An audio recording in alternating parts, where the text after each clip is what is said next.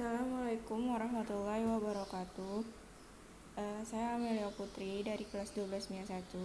Jadi di sini saya bakal menjelaskan tentang proyeksi pada bangun ruang.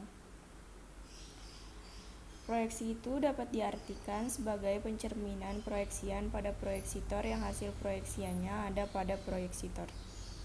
Di mana jika proyeksian dan hasil proyeksian kita hubungkan dengan garis, maka garis tersebut tegak lurus dengan proyeksitor ya.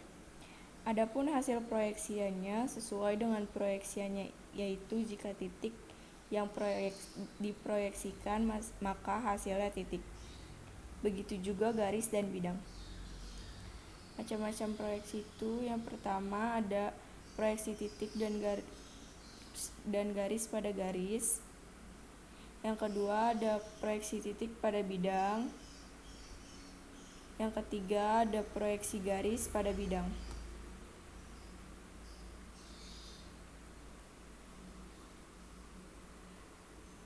Sini saya bakal ngejelasin. Yang pertama itu ada proyeksi titik dan garis pada garis.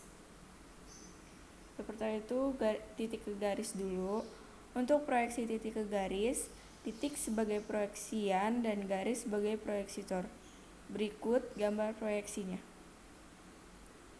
Dari gambar dapat kita lihat bahwa proyeksi titik P ke segmen garis AB yang hasil proyeksiannya adalah titik R yang ada pada garis AB.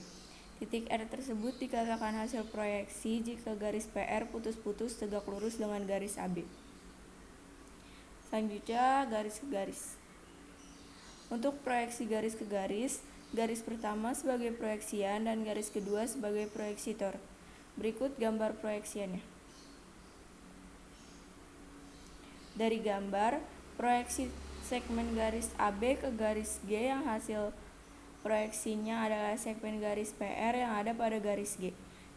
Segmen garis PR tersebut dikatakan hasil proyeksi jika garis putus-putus tegak lurus dengan garis G. Proyeksian sama dengan segmen garis AB, hasil proyeksian sama dengan segmen garis PR, dan proyeksitor sama dengan garis G. Yang kedua itu ada proyeksi titik pada bidang. Untuk proyeksi titik ke bidang, titik sebagai proyeksian dan bidang sebagai proyeksitor. Dari gambar, proyeksi titik P ke bidang W yang hasil proyeksinya adalah titik R yang ada pada bidang W. Titik R tersebut dikatakan hasil proyeksi jika PR putus-putus tegak lurus dengan bidang W. Ditemukan proyeksiannya sama dengan titik P, hasil proyeksian sama dengan titik R, dan proyeksitor sama dengan bidang W. Yang ketiga itu ada proyeksi pada garis bidang.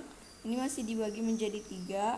Yang pertama, jika garis sejajar bidang, sebuah garis M dikatakan sejajar bidang beta jika garis M dan bidang beta tidak mampu persekutuan. Yang kedua itu ada jika garis tegak lurus bidang.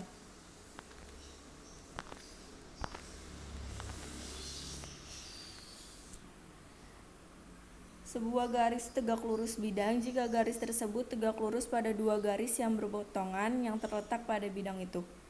Jika sebuah garis tegak lurus bidang, maka garis itu akan tegak lurus pada semua garis yang terletak pada bidang tersebut. Yang ketiga ada jika garis memotong bidang. Sebuah garis dikatakan memotong atau menembus bidang gamma jika garis dan bidang gamma tersebut hanya mempunyai sebuah titik persekutuan. Berikut ada contoh soalnya. Pada kubus ABCD EFGH, tentukan hasil proyeksi titik A ke bidang HDC. Penyelesaiannya bisa dilihat dari gambar. Hasil proyeksinya adalah titik D karena garis AD tegak lurus dengan bidang HDC. Sekian presentasi saya, kurang lebihnya mohon maaf. Wassalamualaikum warahmatullahi wabarakatuh.